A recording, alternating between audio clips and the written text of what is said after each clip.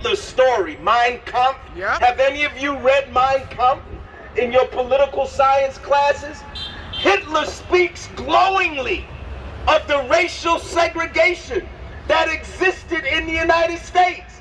Hitler says that that's a model for what we should do in Germany. Do you know what the first Holocaust was in the 20th century? In the 20th century, it wasn't the one in Germany. That's right. It was in Namibia. Yep. The Germans wiped out the Herero people. Yep. And took their land. In South Africa and Israel learned racial separation, segregation and from killing. the United States of America. This is hard for a lot of people to accept. And you know why it's hard for people to accept? Because of how we were raised and what we were taught. The fact of the matter is, we were raised to love the people that oppress us, and we were raised to hate the people that were trying to liberate us. It's the truth. I mean, we walk around here right now, we're gonna celebrate George Washington. George Washington was a slave master. Yep. Why would you celebrate him?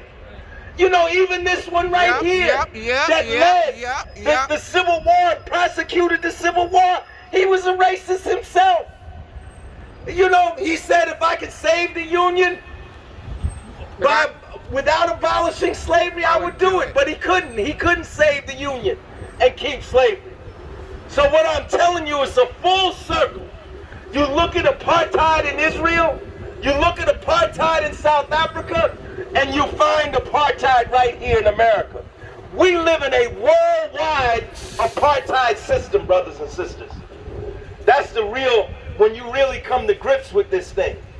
So we want an end to the oppression of the Palestinian people. We want an end to U.S. military aid to Israel. Israel would not be able to do what it's doing if it wasn't getting $3 billion every year from the United States. They give $3 billion every year to the U.S. military, but they won't give reparations to African Americans. If they got billions for Israel, they got billions for reparations for black people in this country. I know some of y'all don't want me to talk like this, but you don't give me the mic. Don't give me the mic, because I'm not gonna sugarcoat this stuff. I'm not gonna sugarcoat it. See, people have been spoon-fed this pablum from the media, been spoon-fed lies, literally teaching lies in our schools. When I was a little boy, they made me cut out little Nina's pictures and Santa Maria's. You know what those were? Those were the ships that Columbus was on. Nina's, every year you can ride around here and look at the schools. You can look at the schools and see the window, Columbus Day. Columbus was a slave master. That's right. He learned the art of navigation when he was in the Guinea slave trade. You know where Guinea is? It's in Africa. Columbus was with the Portuguese, sailing down the coast of Africa, engaged in the slave trade. That's where he learned the art of navigation. And when he came to the Western Hemisphere, when he came here on his first voyage, he took slaves. And he and his sons treated their slaves so bad that even at one point, the King and Queen of Spain had Columbus arrested. Read Columbus's own diaries, where they talked about, he told the indigenous people, bring me a thimble full of gold every day. And those who do not bring the thimble full of gold, they will lose hands and lose fingers. Do you know what flaying is?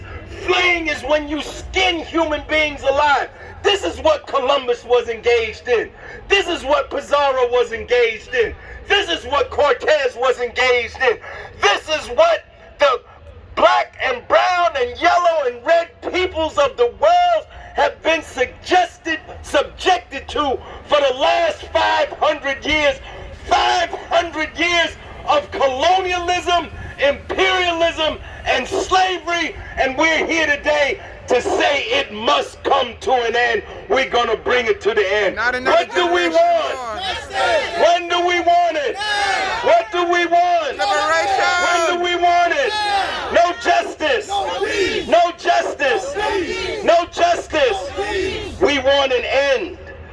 relationship between the Israeli military and the U.S., the military, between the Israeli police and the U.S. police. That's right. Do you know that Israeli agents come to the United States and train the U.S. police? Oh my. You want to know why? It looked, one day, one day when Ferguson broke out, right? I was in Penn Station, and I was standing at the newsstand, and I was looking down at the front page of the New York Times, and there was a picture on the front page, and I said, oh, that's the Palestinian youth confronting the Israeli army. But it wasn't. It was the youth of Ferguson confronting the police in Ferguson. And it looks the same because the same tactics that they use over there are the same tactics that they're using over here. The police are brutal in Israel in their treatment of the Palestinian people. And the police are brutal in their treatment of the people here.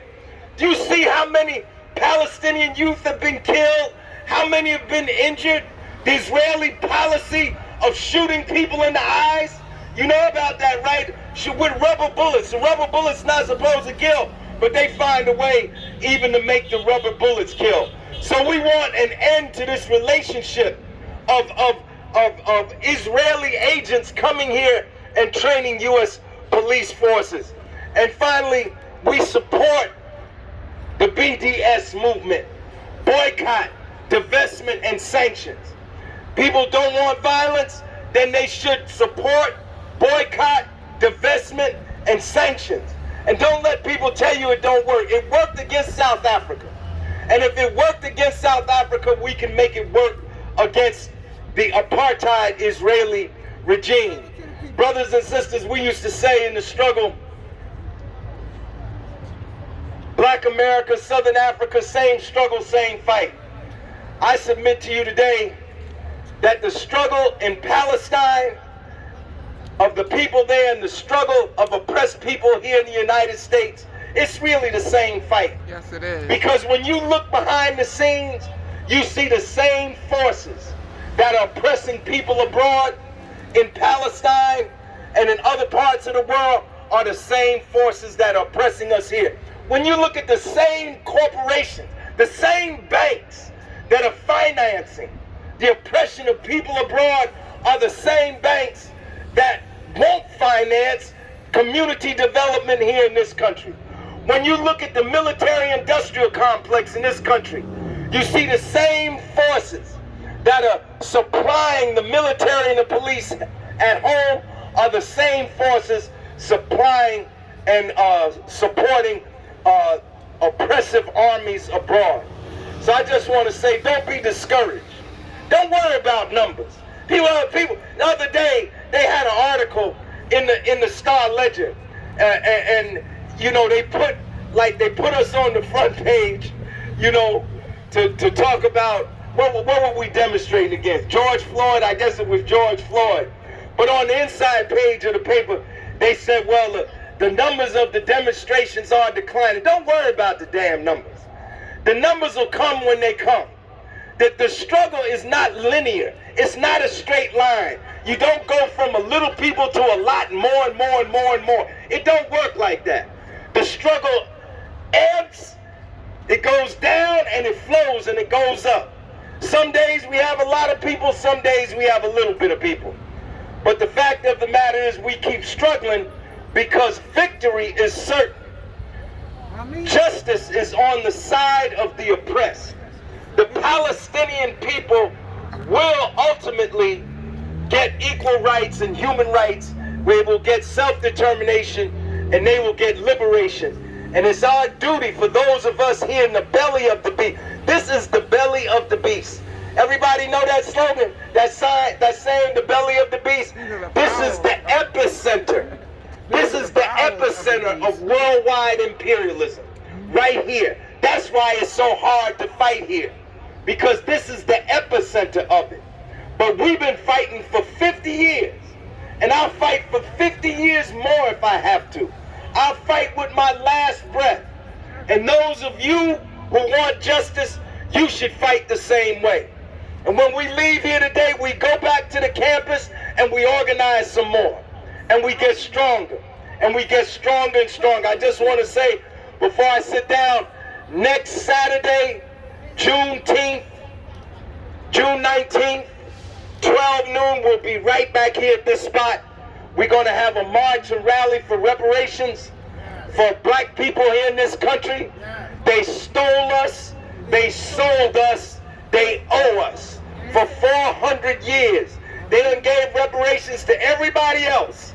They owe reparations to the people that built this country. This state, New Jersey, was a colony founded in 1620. By 1625, African enslaved people were here building this state, building roads, building dams, constructing buildings. And they stole our labor. They stole our labor for 400 years. And they owe us, and people recognize that. And we're going to fight until we get reparations. So next Saturday, 12 o'clock noon, join us back here for March for Reparations. And then on Monday, the 21st, we'll be at the State House in Trenton, New Jersey, to fight for the Police Review Board bill with subpoena power. We want police review boards. We want community control of the police. That's what we really want. Community control of the police. The Police Review Board is just one step in that direction, but it's a step that we'll take.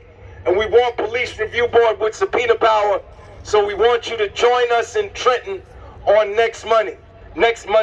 What do we want? Justice! When do we want it? Now! Free Palestine! Free Palestine! Free Palestine! Free Palestine! Free Palestine! Free Palestine! From the river To the river! to the sea, To the sea! Palestine Palestine! will be free. Will be free! From the river to the sea, From the river to the sea! Palestine will be free. Palestine will be free! Thank you, brother.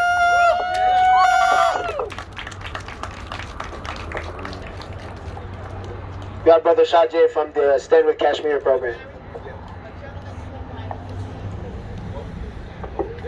From Kashmir to Palestine, cleansing is a crime. Cleansing is a crime!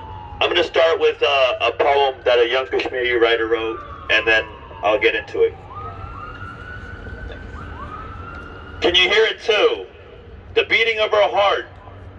Everything is burnt away years ago. The fire alarm has been ringing for decades. The sirens have been going on for months. The violence in the streets has been aged beyond the expiration date. The young ones have long finished their last supper. But the bulbul now only sings the death song, but her home breathes, something in her still lives. During the end of this past month, thousands of miles away from Gaza, where missiles were raining on an open-air prison, Kashmiris took the opportunity to write on their land, "We are Palestine." And about a few moments later, those Kashmiris were thrown into jail and still are in jail. A couple months before that, a woman named Zunni Begum, an older Kashmiri woman who was 108 years old, older than India, was evicted from her home because she was told her home was illegal. This is how India is going to carry out its ethnic cleansing project. Kashmiris too, just like Palestinians, have a long history of oppression, suppression of human rights, displacement, imperialism, ethnic cleansing, a prison complex, and now a settler colonialism. I only have a couple of moments, so I'm only going to fast forward to today's history. Since 1948, since 1948, the Kashmiri Valley has been under Indian occupation through illegal means and oppressive military presence. Since 1948, all Kashmir has been fighting for is self-determination. Since 1948, Kashmiris have been trying to get their attention to the world, showing they want to have freedom, but they fall on deaf ears. Today, Kashmir is the most militarized region in the world. For every 7 civilians, there is 1 soldier. That is 700,000 soldiers for a population at about 12 million. Kashmir's beauty with mountains and lakes and glaciers, beautiful weather.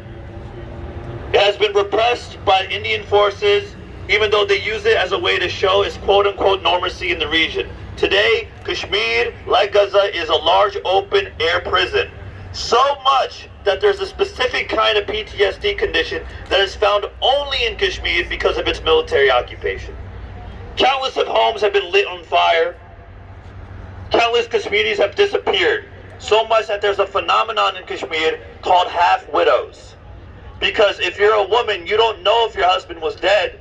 You don't know if he's in jail. You don't know if you can move on or not. He's considered, or you're considered, a half-widow.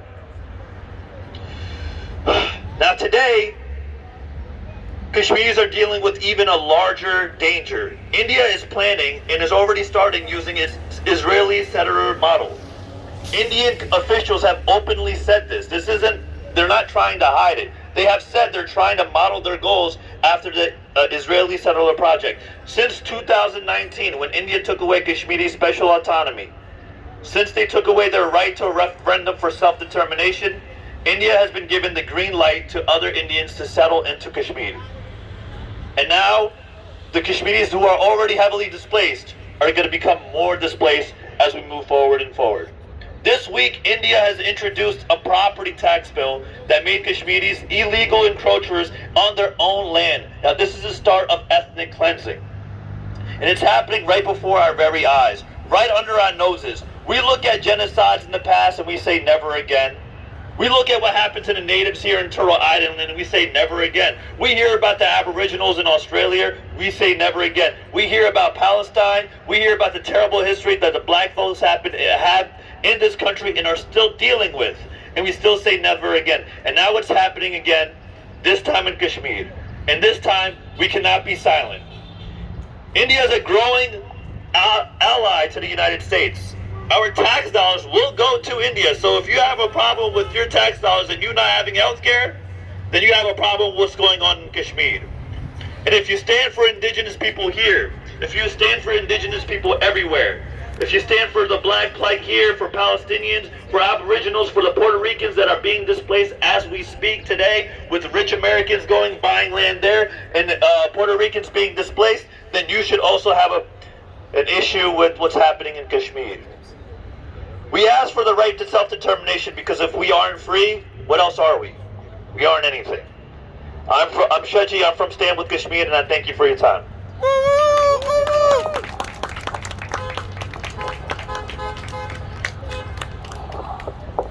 We have Sister Fatma. She's going to give us a spoken word, inshallah. Hello everyone. So this piece is called Voice for the Voiceless. In 1948, you slowly invaded the beauty I had been building for centuries on my land. You took what you liked from my roots to my culture. You convinced me I still had it. In 1967, you made it clear you wanted me, I, we, us out. Clear that every day, I, we, us will suffer. With every minute, every second that went by, I would feel the pain, taste the pain, and see everything. Everything that you have done to our sons who wanted to hold pens but had to hold rocks. Everything that you have done to our daughters who wanted to learn but were met with blocks. Everything that you have done to our fathers who wanted to provide but were not allowed to survive. Everything that you have done to our mothers who prepared for weddings but were left with funerals. In summer 2014, he just came out to have fun, out to see the family that he missed. But one got killed, the other burned alive, then denied a funeral. What about last summer? What about Muhammad Mahmoud, Ras Al-Amoud, or Muhammad Abu Ghanam? What did they do to get killed? It was just one prayer that they asked for. Y'all just couldn't wait, huh? You see, this is why we're here, to take a stand, to do exactly what they said they would do in the past. You see, this is not just about Quds or Haifa or Yafa. This is about every village that has been taken away. This is about every house that has been taken away. This is about every life that has been taken away. So when you get a chance, take a knee. Put your fist up, put your fist high for everyone to see, because your fight is my fight and my fight is yours. Because there are no fights that cannot be fought, because this fight will be fought. till every last drop. So when you get a chance, spread the news. Talk about it. Talk about why we can't go back. Talk about what would happen if you did. So one last time, please repeat with me and say, free, free Palestine. Free, free Palestine. Free, free Palestine. Free, free Palestine. Thank you, sister. We have Hafsa from AMP. Inshallah.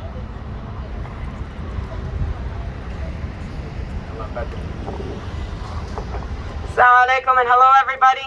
I'm really glad to be here with you today and I appreciate all of you here in attendance. It means so much. It means so much that you guys are here in solidarity with the Palestinian people. That's all right. That's all right.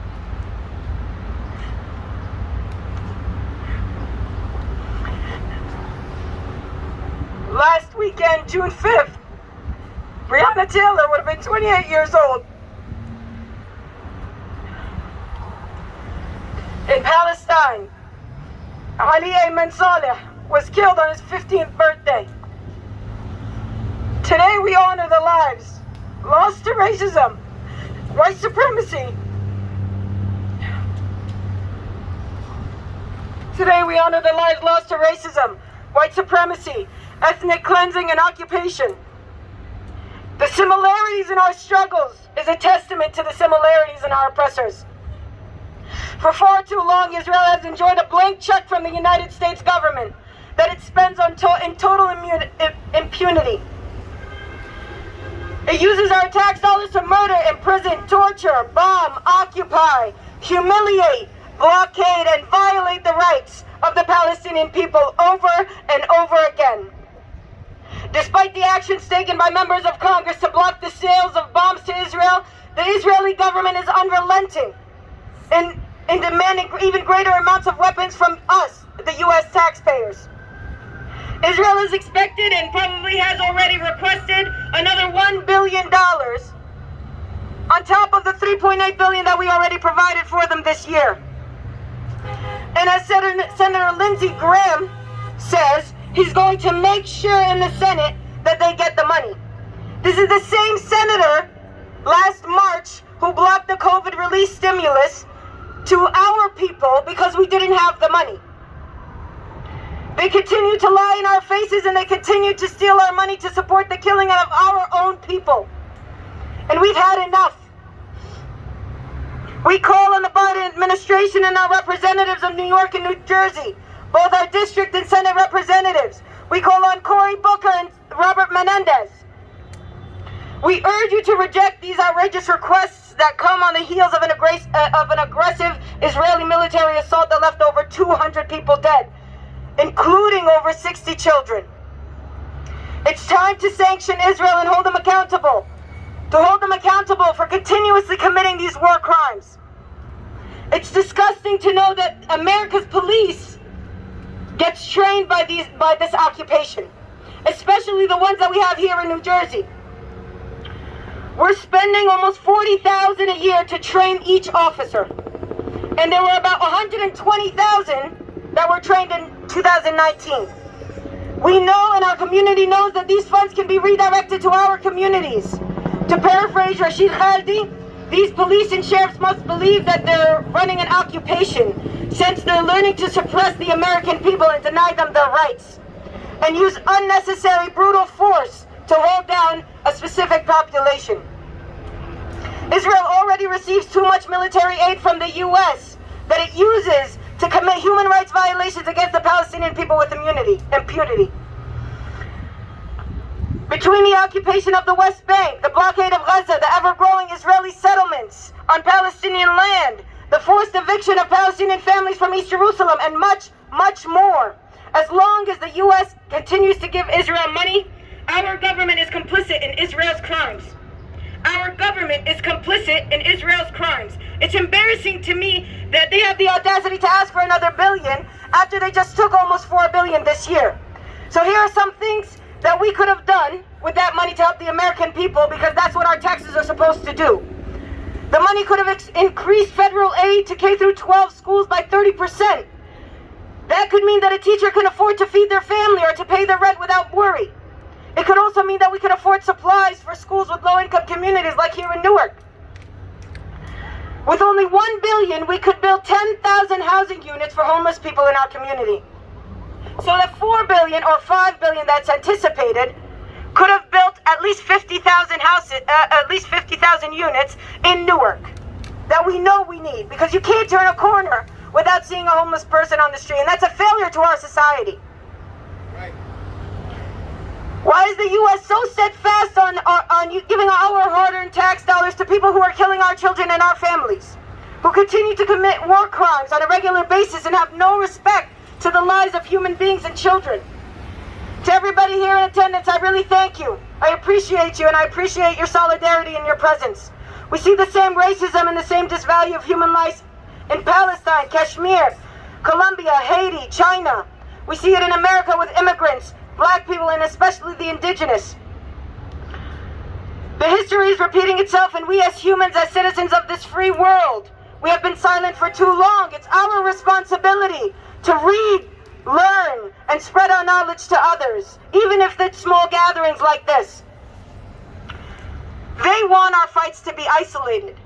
Our unity is what will let us all reach our goals. Without our unity, we will have no freedom. Again, without our unity, we will have no freedom. Together, our fight for justice is strong. Like Jibril said, yes, we got a conviction of one of George Floyd's murderers, but is that justice? No. Is that justice? No, it is not. If that was justice, George Floyd would have still been alive and got to see his daughter grow. That's right. Breonna Taylor would have reached 28 years old and been able to live the life that she made for herself. Trayvon Martin would have been able to graduate high school. That's right. I want us all to get involved. I want us all to be hands-on in our approaches. This is not enough. Standing here in Newark is not enough. Yes, we're in the belly of the beast, like Brother Larry said, but this is not enough. I want everybody to pull out their phones to your browsers. Your web browsers, whether it's Safari, Google Chrome, Ecosia, and you're going to type in a link for me. Tell me when you have your phones out. I'll wait. Does everybody have a phone out? Yeah. You'll go to the, I'll spell the letters out. L-I-N as in Nancy, K, T-R, dot, E-E, slash, A, M as in Mary, P, N as in Nancy, J. So it should spell out Linktree / AMP New Jersey. Go to that link and you'll find a whole bunch of actions and petitions. You'll find scripts to call your representatives, because what they're doing is not enough, if they're doing anything. Pull out, so you'll see a whole bunch of petitions there. I'll read a few of them. You'll see petition to not send the $1 extra billion to Israel. You'll see repeal and replace the 13th Amendment of the Constitution, of the U.S. Constitution, petition to end qualified immunity, and a link to register to vote. Your votes matter. Brother Larry Ham was here. Brother Larry Ham ran a campaign last year for United States Senate of New Jersey, and we lost. A qualified man like this should have been here. He should have been our senator. Cory Booker's not doing enough. Bob Menendez is not doing enough. We have a fighter, our grassroots organizer, and he wasn't voted in. That's because we don't have enough people registered to vote. We don't have enough people signing up and voting on voting day. So I want us all to chant with me now.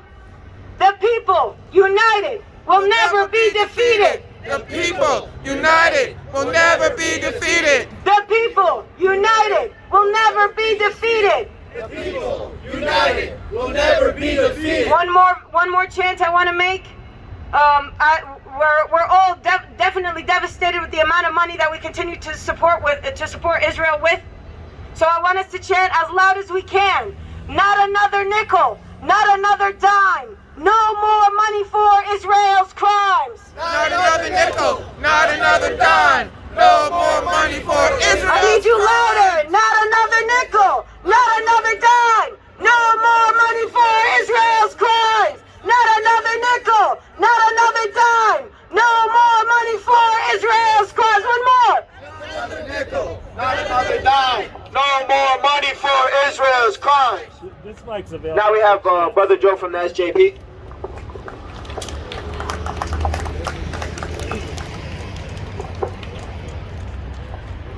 First, I would like to thank each and every one of you for being here, organizing. We are living through a global pandemic, an economic crisis, and an America that is veering ever closer to fascism. As if that wasn't enough, we are also in the middle of an overbearing and protracted Zionist campaign that seeks to defend with vigorous zeal an unprecedented modern apartheid. These obstacles have affected each and every one of us and have worked their hardest to keep us from organizing. And yet here we are, organized for solidarity with the sovereignty of the Palestinian nation and the rights of the Palestinian people. And for that, you all deserve a round of applause. Now, in light of the difficulty that we have all had to get here, and in light of the amazing speakers we have had, I will try and keep my remarks brief. After all, with the people we have here, including, of course, the amazing Larry Ham, there is an amount of humility in order. And so all I will ask of you is to take the next few minutes to consider the situation as it stands today, the situation in occupied Palestine. A settler colonial power built on a history of ethno-nationalism and conquest is trying to maintain through force its hegemony over colonized people. The natives, having lived on this land for generations upon generations, are unwilling to live as second-class citizens in their own homes. And so, they stand and they wage their struggle against the colonizing power. Despite the mass outcry of most of the people in the world, particularly in the third world, in favor of the colonized and their resistance, the major imperial powers at best remain ambivalent on the issue and at worst actively intervene on the side of the colonizers. And yet, despite these overwhelming odds, despite the dirty money sent to the colonizers, the colonized never lose hope. These modern day Davids fight back with rocks if necessary against the Goliath of international imperialism. And it is through this struggle, that tears apart the existing global order that the winds of change can flow through. Suddenly, the people of the world take notice. Suddenly, the cries of the oppressed reach the ears of the indifferent. Even in the imperial core, the people take notice and are outraged with the crimes that their own leaders are supporting. Eventually, the entire people of the world revolt against this colonization, and it is through this support and through this outrage that the colonized throw off their shackles once and for all. Now, such a scenario may seem overly optimistic, perhaps naive, in light of the recent situation. We have all seen the horrors and the atrocities, the hundreds killed in Gaza. It is really hard to keep hope. And yet, we must keep hope, for we must remember that this struggle of the colonized against the colonizers is nothing new. In fact, it has been waged by countless peoples throughout countless eras, from the jungles of Vietnam to the desert of Algeria, from the villages of India to the savannah of Zimbabwe, from the coast of Haiti to the streets of South Africa. The cry of anti-imperialism has shaken the world to its very core. And this is something that we must remember, because there are such striking parallels to what we have today. In every single case, the major imperial powers back the colonizers. In every single case, their media outlets and their propaganda arms paint the natives as barbaric, violent, incapable of self-governance. The few international protesters who are willing to stand up on the side of the oppressed are dubbed radicals, dissidents, perhaps even terrorists. And yet, in every single case, despite the bombs and the bullets, the murders and the massacres, the colonized never give up. The African National Congress never surrendered to South African apartheid. The Indian freedom fighters never capitulated to British colonialism. The Algerian National Liberation Front never gave in to the French. They showed their endurance, their perseverance for freedom. And it is at the end of this, through this struggle, through this endurance, that the cracks in the imperial system began to emerge. They lost battles, they lost public support, and it is in the end that the imperial power loses and is vanquished every single time. And now, we must remember that the very world we stand on now is a testament to the inevitable victory of anti-imperialism. The entire independence of the third world, from Latin America to Africa to Asia, stands as a testament to the historical inevitability of the victory of the anti-imperial cause. Now, I know it is hard to remember this, particularly in our situation. We do live in the belly of the beast, where we are surrounded by pro-Zionist, pro-colonization, pro-apartheid propaganda. And yet, through this despair, through seeing the bloodshed and the horrors coming out of Gaza, we must remember that we are not alone in this struggle. Rather, we are fighting in a long tradition that goes from Haiti to India to Vietnam to Algeria for the cause of national self-determination. And we cannot forget that these forces will prevail in the end. We must remember that the anti-imperial cause is ultimately just. We must remember what we are fighting for, that even in the darkness of today, a light shines through for a free Palestine. We must remember that we are fighting for a free Palestine, as well as a free, unoccupied Middle East, and a free world where all nations are entitled to freedom and national self-determination. We must remember that we are fighting for a world where Palestine, Kashmir, New Caledonia, North Ireland, all the nations of Africa, Latin America, Asia, Oceania can live free and have the right to choose their own destinies. We must remember that. And this world of national self-determination, of freedom, begins with two simple words. Free Palestine! Free Palestine! Free Palestine! Free Palestine! Free Palestine! Free Palestine! Free Palestine! Free Palestine! Thank you. Thank you, Brother Joe. Inshallah, now we will be marching down.